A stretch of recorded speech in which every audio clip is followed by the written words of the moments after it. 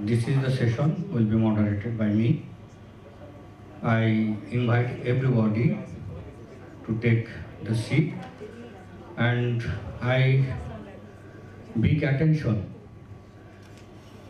Everybody should take the seat, realize whether we are doing the good or not. Today's session, and both of them are here, panel of experts.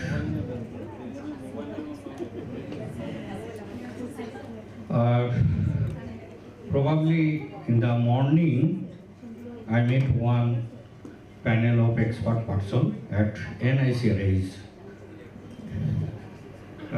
National Institute of Cancer Center. Professor Dr. Don S. Dijon and another person, Dr. Hassan Morshed sir. Hassan Morshed sir is sick now and he is at hotel, probably due to GI tract toxicity or like that. He is taking rest, and if he is capable to come, he will come. But at this moment, on behalf of him, I am taking pardon from everybody. And last, my teacher, my gratitude, my everything is Professor Kamrujaman Chaudhary sir, and he is in front of me. I like to request Professor Kamrujaman Chaudhary sir to come to the dais and to declare the operation of this ceremony.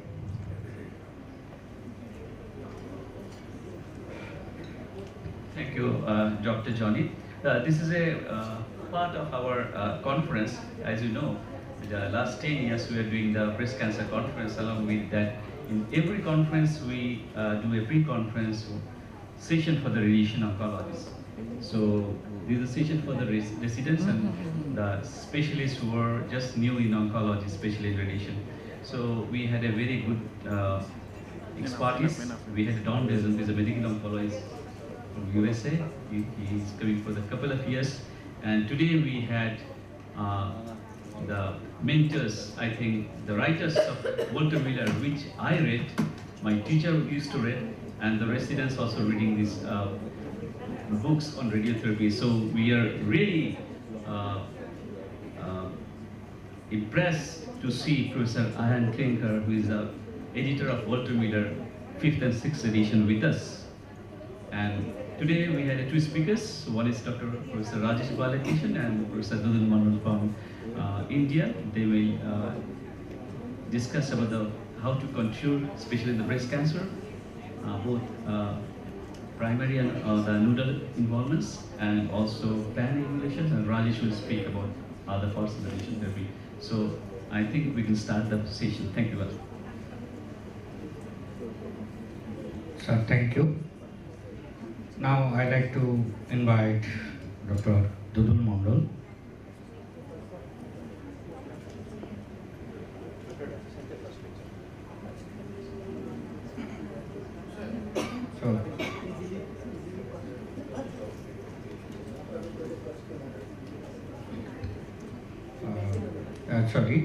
I'd like to invite Professor Dr. Rajesh Balakrishnan sir to come to the dais and to present his presentation.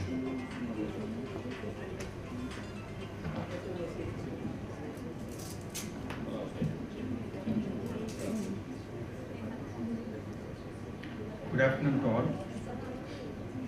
I would like to thank Dr. Kamrujaman, Dr. Shajal, Dr. Arunagh, Dr. Salinda Raza for inviting me for this conference. I have been a part of this conference ever since the beginning. Almost this is the third time I am coming. What today I will talk about escalation and de-escalation of radiation in breast cancer. What are the new concepts in the last 2 years which is happening. So the presentation will go like this. First, why we need radiation for breast cancer. What are the strategies for de-escalation of radiation? What are the strategies where you need to escalate the radiation? what is the risk adapted optimization which is possible or a personalized medicine for a breast cancer patient, and what is the research which is currently ongoing in this direction. So I think everybody knows what is the importance of radiation. It is not necessary to say to this august audience here. For a patient who had lumpectomy with adding RT to the patient will almost, we can say, like the local recurrences decreases by more than 75%. So this has been proven in multiple trials, and the trial which emphasized this was the early breast cancer trial group study, which was published in Lancet in 2011, which showed that it improves local control, it leads to improved overall survival, and this survival benefit is seen in patients who are having high risk population, there is a node positive tumor. And all tumors, they don't react to respond to the radiation in the same way. If you see triple negative breast cancers, they do the poorly, and luminal A, luminal B do much better than the other two groups. So before going into the escalation and de-escalation strategies, I'll just try to say what is the breast cancer protocol, what you follow for treatment for radiotherapy for early breast cancer, how do you manage axilla, what do you do for EDC, and what do you do for LADC, and what you do for nodal radiation. So for early breast cancer, the definitive indications are early breast meaning it is T1, T2, N0, N1. T3, N0 also will come into early breast. Other than this, any node positive T3, T4, N1 and N2 will go into locally advanced breast cancer. Definitive indication for early breast cancer is all BCS patients require radiation. If it is a post-MRM, if the patient had more than 4 nodes which is positive, 1 to 3 lymph nodes positive is relative indication. If there is a gross residual disease left behind or a positive margin, it requires RT. So for a patient who had mastectomy, so then how to decide whether the patient requires RT or not is you have an index called Cambridge post-mastectomy radiotherapy index. Here you see what is the number of nodes which is positive, whether the patient had an LVA, or what is the tumor size, what is the excision margin, that is clear or not, and what is the grade of the tumor. Based on this course, you categorize the patient into low risk, high risk, or intermediate risk. If the patient is having a low risk, that is score is less than 3, you can observe the patient, early breast, post-mastectomy. It's upfront surgery, it is not neoadjuvant scenario. It is upfront surgery, be very clear. Like if an early breast patient who is having neoadjuvant chemo, we cannot utilize this score for keeping the patient on observation. If the patient is having a high risk, that is T3, T4 or more than 4 nodes positive, this patient will require RT. How to manage axilla post-sentinel lymph node biopsy? If there are more, you need to ensure that at least 4 nodes are removed. If it is 1 lymph node which is positive, you would prefer for a high tangential field. If 2 nodes are positive, you need to treat the full axilla. If more than 2 nodes are positive, you have to either go for dissection of the axilla, or currently we have some evidence to include axilla in the radiation port. For a patient, now coming to the neoadjuvant scenario, post-neoadjuvant scenario for early breast cancer, most of the time we find that currently early ER negative tumors and H2 positive tumors and triple negative tumors, they go for neoadjuvant chemo even in the early breast scenario. So all these patients, currently the recommendation is to undergo RT to chest wall and supraclav in case of a mastectomy, and axillary RT and IMC RT to individuate based on the pre-chemotherapy imaging and the post-chemotherapy HP reports. De-escalation comes in this scenario, where in the scenario of neoadjuvant chemotherapy being given, where the patient has become pathological CR or something, whether we can omit RT or reduce the RT. So we will come into that in the de-escalation strategies. For locally advanced post-neoadjuvant chemo, all BCS patients will require RT, all post-mastectomy will also require RT. There is a small group post-neoadjuvant chemo where T1, T2, N0, where neoadjuvant was given for non-availability of dates, whether we can offer them observation instead of RT. That's the one which you need to decide upfront. And whenever you try to see like how to manage post-neoadjuvant scenario, then you need to ensure that the nodal staging is completed upfront prior to giving systemic treatment. Coming to nodal RT, supraclav RT is given for any patient with T3, T4 disease, any node positive disease, any sentinel node which is positive. If the patient has not had a regular lymph node dissection, whether there is a positive margin in the primary site and the post-neoadjuvant scenario, axillary RT in a patient with an upfront surgery, then if the axilla is not dissected properly, that is the lymph nodes is less than 10, or there is no axillary dissection, or there is a node positive sentinel lymph node, or if there is an extensive extracapsular extension, you give RT. In the post-neoadjuvant scenario, you give RT to extensive extracapsular extension, or the surgeon says is not dissected properly. IMC-RT is a bit controversial. In our center, we don't routinely recommend IMC for all patients. We recommend only for patients who have IMN node on imaging pre-chemotherapy. If the IMN node is not seen on imaging pre-chemotherapy, we don't routinely offer IMN indication. But textbook indications are positive sentinel lymph node in IMN chain, T4N2, this is pre-chemotherapy, pre-chemo imaging was IMN node. So for it, institution, if you see, like, you need to have a protocol, like what will be a neoadjuvant chemotherapy, what will be a type of systemic treatment, what surgery you will do, and what will be your treatment plan for a patient post neoadjuvant chemotherapy if they have a residual tumor.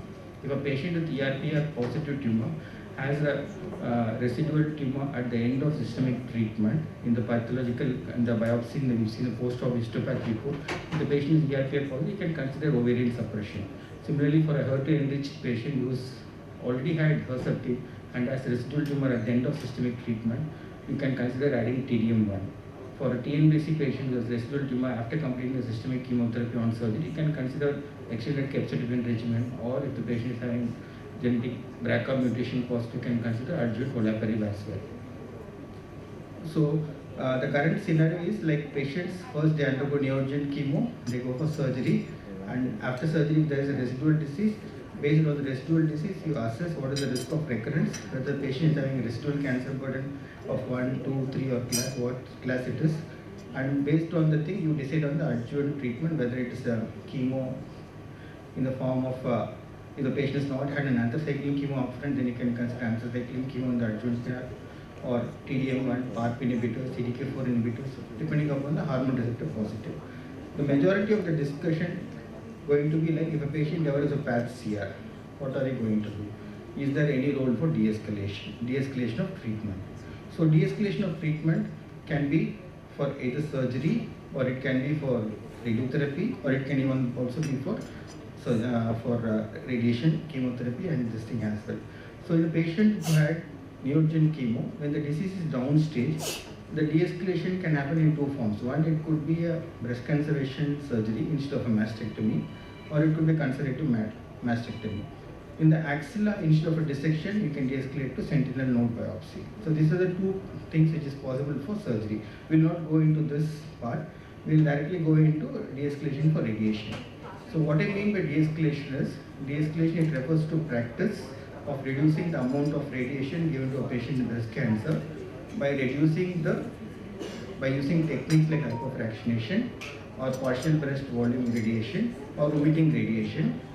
But our baseline aim should be like, you should have an effective cancer control with minimum side effects. So there are various strategies.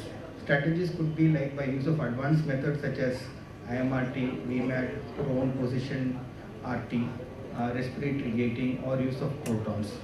By reducing the dose, that is, you can have omission of boost in low risk patients. We need to identify the patients who don't require a boost treatment and try to omit it. And you can reduce the number of fractions.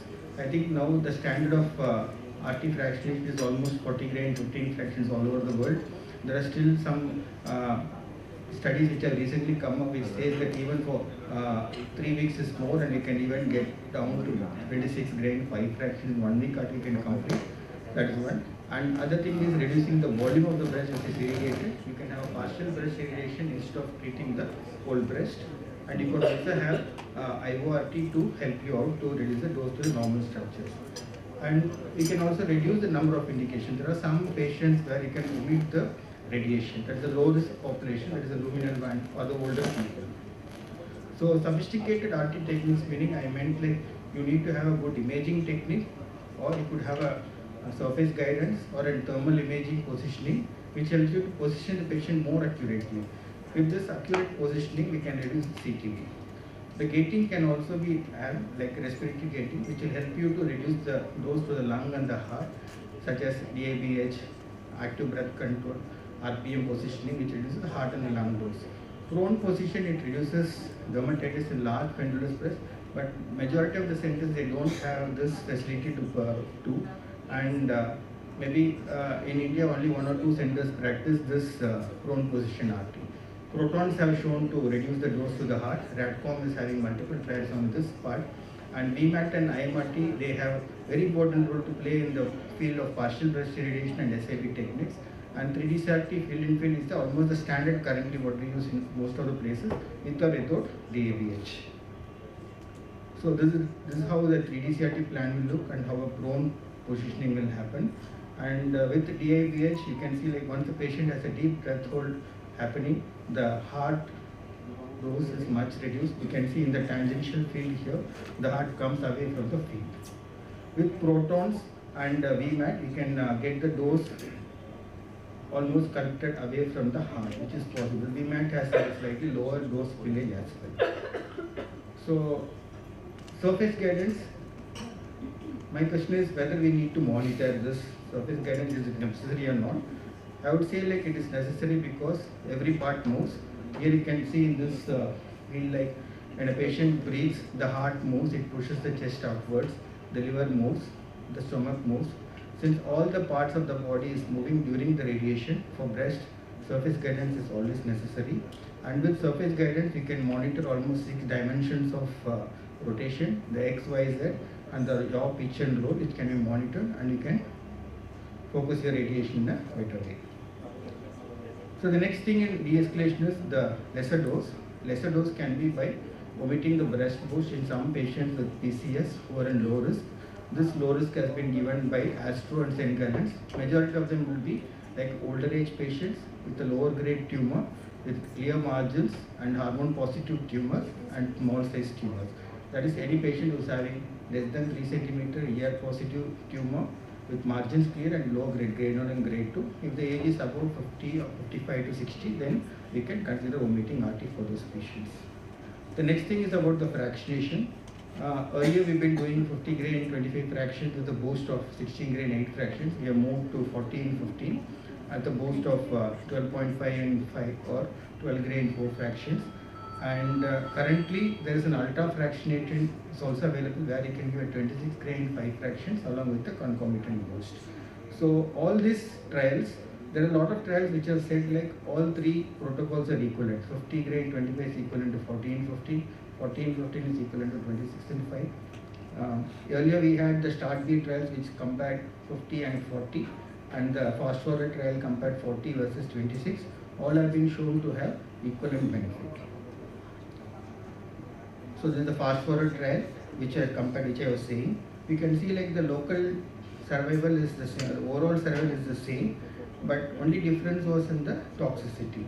Toxicity was like breast stimulation was around 1.6% more and breast edema was 2.4% more. One thing I would like to say is when you are having ultra hypofractionation schedule using, always you need to ensure that if it's a left-sided breast cancer, you should have a breath hold technique which is possible, and your heart dose should be less than 2 gray when you give 26 and 5 fractions. That is the mean heart dose. In case you are not able to achieve this dose of less than 2 gray to the heart, then you should go back to the routine fractionation of 40 gray in 15 fractions. For those who want to practice this, there is a planning pack for the fast forward trial which is available. The contouring what they used in the fast forward trial is slightly different. They didn't use the RTOG protocol or the URTC protocol. They used a different contouring guideline for this. Currently we have completed recruitment for a hypot adjuvant trial where we compared 40 gray 14 fractions versus 26 in 5 for a locally advanced breast cancer group. So that is like the fast forward trial was for early breast cancer, and this hypot adjuvant is the one which we are trying to compare for the locally advanced breast cancer. It was a multi-centric trial with the Tata Medical Center Kolkata and CMC Vellore. We had a sample size of 2,800 patients and we had completed the recruitment. And we had published 2 of our papers on this from the acute toxicity. We found that the acute toxicity is not different in both groups. Coming to the next part is the less volume of tissue to irradiate. So partial breast irradiation you can define as irradiation of a limited volume of tissue around the tumor bed. So if you irradiate a small volume of tissue, not necessarily irradiate a larger volume, we have a better local control and a better toxicity profile as well. So this is being proven in multiple studies, but the contouring guidelines is slightly different. You need to follow the specific guidelines for this volume delineation as well. So here you can use multiple modalities of treatment. You can use like a interstitial catheter or an external beam or a cone or a what you call like IORT technique, intraoperative technique. Anything is possible to use this treatment. Just keep this slide. So this is a study which compared whole breast RT versus APBI, where they compared 15-25 with a boost of 10 grain 5 fractions versus APBI of 30 grain 5 fractions. It is equivalent. The local recurrence rate is similar. Okay. So coming to places where you can omit RT, there are a lot of trials which has been conducted so far for seeing whether radiation can be omitted in early breast cancer. The most important two trials are the CAL-BG 9343 trial and the PRIME2 trial, which are shown to have positive outcome. So in this study, they tried to see whether RT plus tamoxifen can be given for early breast cancer patients versus tamoxifen alone. They found that by giving RT plus tamoxifen, it is local control is better than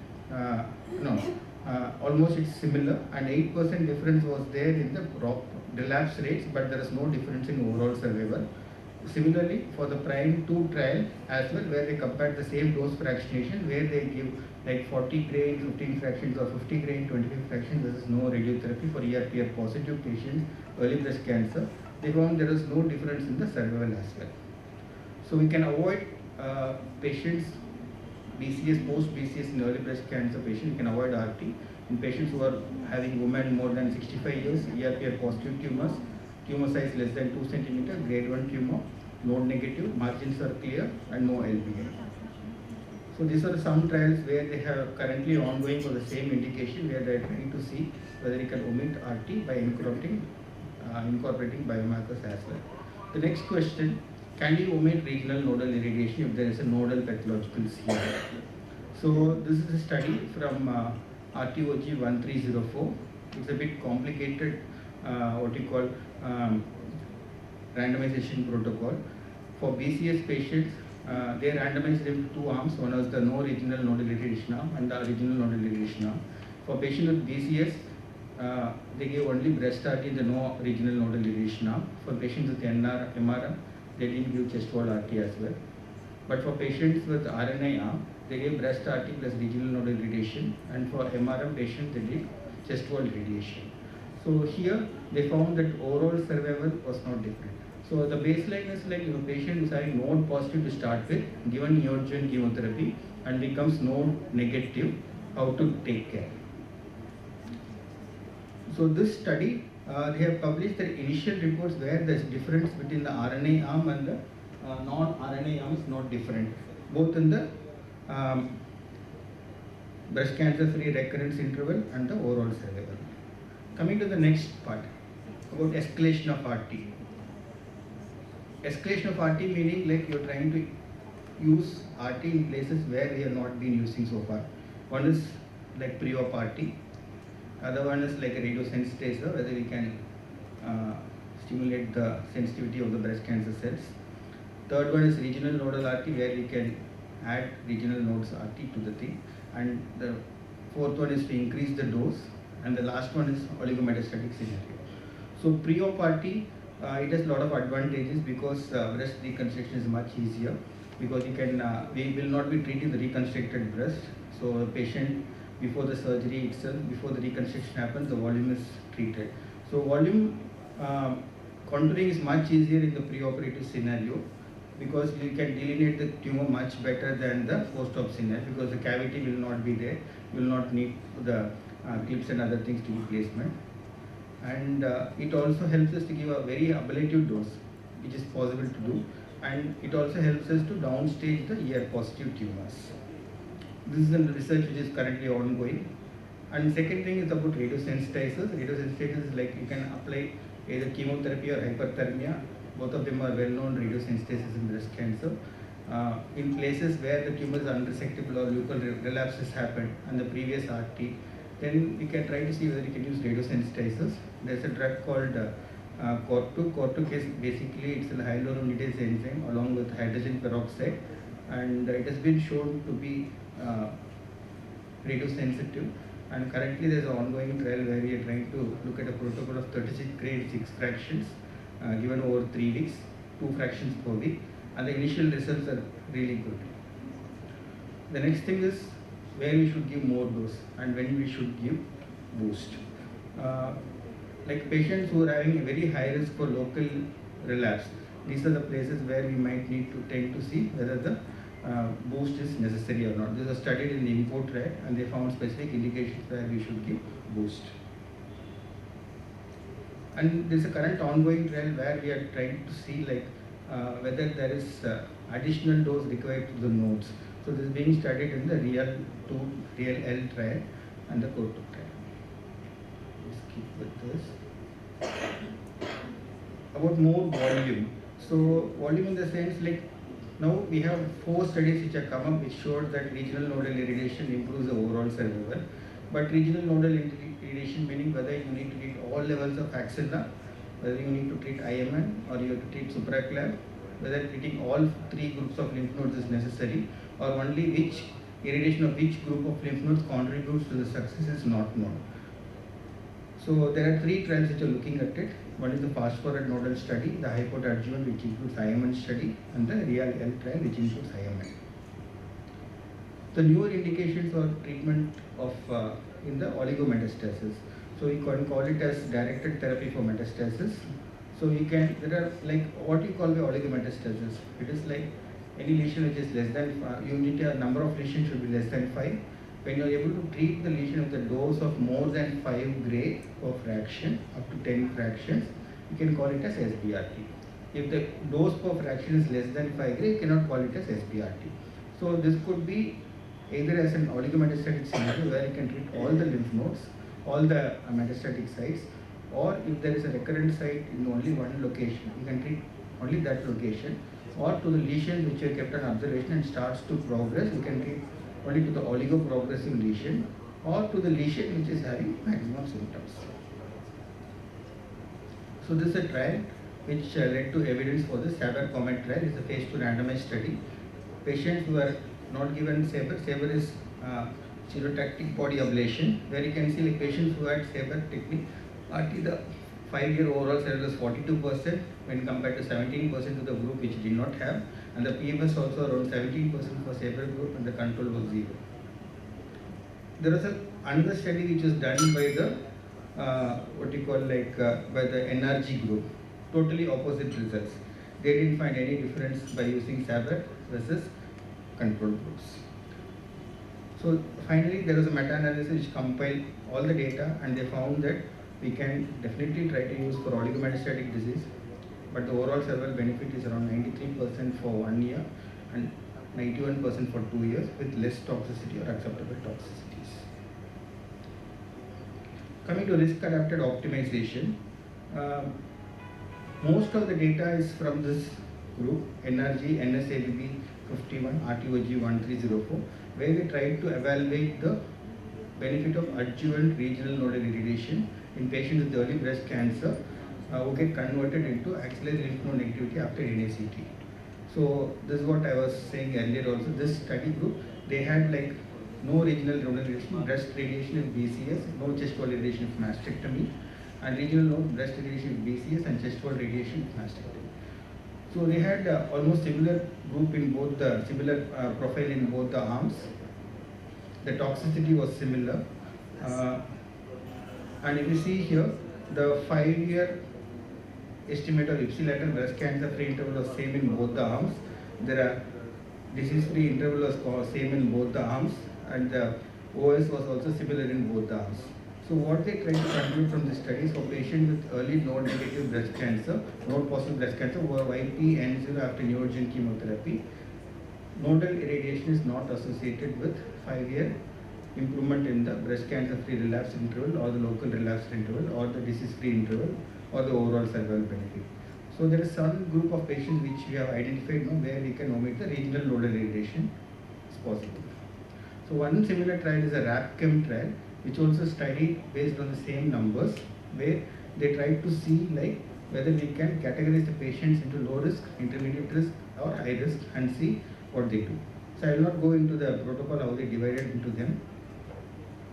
What they found out is once you adapt the radiation according to the nodal, the pathological response, the relapse rate is almost similar whether it's a low risk or intermediate risk or a high risk. Just skip this slide. So there are some biomarkers which is currently available which can be used.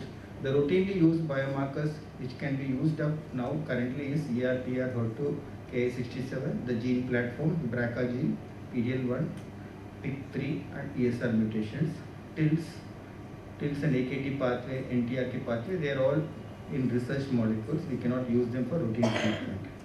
So this is one good algorithm where you can decide on how to treat your primary and how you treat your nodes. It's called as Lucrine Toolbox, which has been published in Lancet, where based on your initial nodal status and the pathological nodal status, you can titrate your treatment to the primary and the nodal lymph nodes. So AA is coming up in breast cancer for long. AA can help you in contouring. It can remove the inter and intra-observer variability, and even knowledge-based planning is also coming up, where the plan can be made from the using AA, so that it will ensure uniform plan quality and to reduce the treatment time. So the ongoing research, last 2-3 slides, something which is being considered as a de-escalation node positive patients, like the studies are the Taylor-X study, NSAPP-B51 and the Alliance group study, where they are trying to see whether they can exclude the RT in the RNA positive group. And the other thing is like whether we can use SBRT for pre-op treatment for early breast cancer patients, where they are studying for T1N0, tumor size less than 3 centimeters, post-lumpectomy, or the study arm is SBRT of 30 gray in 5 fractions, or a gamma pod like thing where you use for pre-op RT. So to conclude, the learning points: sophisticated treatment deliveries, use of DABH, SGRT, VMAT, they are the current standard of care for all patients.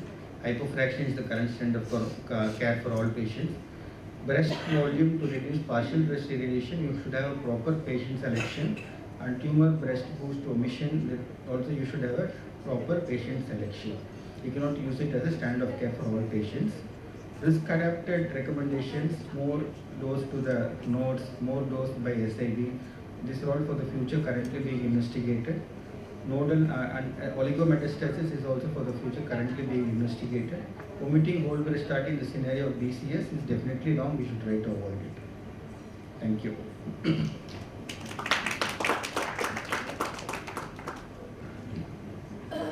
Thank you. Excellent presentation. On this presentation, question and answer session. If anyone has question, please ask.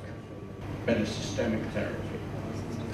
And I think the impact of systemic therapy has been not only in terms of a significant reduction in local regional relapses, the recent EBC TCG analysis of distant metastases, which have dramatically fallen over a similar period. There's a cohort study of over 50,000 patients from Carolyn Taylor's group from Oxford showing a profound reduction in breast cancer mortality. So it's not surprising that the role of radiotherapy is being examined both in terms of its role in conservation therapy, in the post-mastectomy setting, and more recently in the setting of neoadjuvant chemotherapy. So I would agree that after breast conserving therapy, most patients will still benefit from post-operative radiotherapy, with the exception of the older, low-risk patients, which probably represent about 50% of the patients coming into the clinic. So that's a a very big group. We'll talk tomorrow about the intermediate risk group of patients who are currently often treated by post-mastectomy radiotherapy, where I think there might potentially be a change in practice. I'm kind of interested in the HIPORT trial, looking at whether the application of hypofractionation is relevant in patients with advanced disease, and I would have some reservations about whether that is applicable in patients who have bulk disease. It's a question to be asked in a trial setting, but I think outside the trial setting, post-mastectomy radiotherapy or breast-conserving therapy is going to be, I think, breast-conserving surgery is sometimes possible even in advanced disease. In terms of axillary irradiation, I think there's been profound changes in practice following the Amorous trial, which compared regional nodal irradiation against axillary dissection in patients with 1 to 2 node positive. And I think in many centres, for those with 1 to 3 central nodes, regional node irradiation is largely replacing axillary node dissection. I think there was a point made that one might include patients with 4 positive, with 4 nodes, with 4 positive central nodes. I think that's probably where axillary node dissection is involved. And maybe Don, you could maybe just comment on the NSABP B51 trial in terms of the impact on patients who had neoadjuvant chemotherapy and originally positive node. So if you could maybe just comment on patients who've had neoadjuvant chemotherapy and then have been rendered node negative, and what the role of radiotherapy is in that setting. Yeah, I mean, I still remember when we started doing neoadjuvant chemotherapy, the guideline was radiation therapy will be dictated by your initial presentation. Now, I think in the radiation oncology community, not that not everybody requires it, especially if you clear the nodes of cancer. I mean, I guess the bigger question, and we still discuss this quite often, if you do a sentinel node and someone has them to axillary node dissection, or can you radiate the radiologically negative disease? Sorry, I come in late. That question was raised in front of Hal Bernstein from Dana-Farber with Tari King at the Asia Pacific Breast Cancer Symposium 48 hours ago.